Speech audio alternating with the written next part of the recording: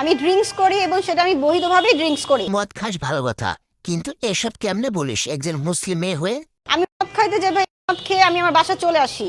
আর তুই যখন মদ খাস ঠিক আছে, তো মদ খেয়ে বাড়িতে আসা লাগবে কেন? কোন একটা পায়খানার ড্রেনের ভিতরে পড়ে থাক। আর তোদের মতো মেয়েদের ওটাই ভালো জায়গা। এরপরে বারের সাথে আমার কোনো সম্পর্ক নাই, সেটা নির্দিষ্ট কোনো বার না। আমি ঢাকা শহরে নর্মালি অনেক বাড়ি যাই মদ খাওয়ার জন্য, মদ খেয়ে আমি বাসা। এই বেরি কিন্তু আদৌ এত ফর্সা না। মুখে রং মারার কথা মনে আছে, কিন্তু হাতে রং মারার কথা ভুলে গেছে।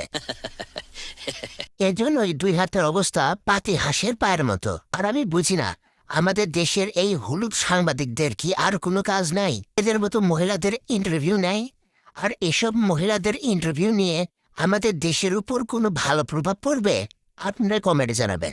আবার কয়েকজন মজার কিছু কমেন্টসও করছে, ওনার হাতগুলো এত সাদা কেন? আমার মা গো, বারবার দেখেও বুঝতে পারলাম না। আমার মা গো, কেউ বুঝতে পারলে আমাকে জানাবেন। আমার মা গো, ইমোজি দিতে ভুলে গেছিলাম, আমার মা গো, তাই পর আবার দিয়ে দিলাম। আমার মা গো।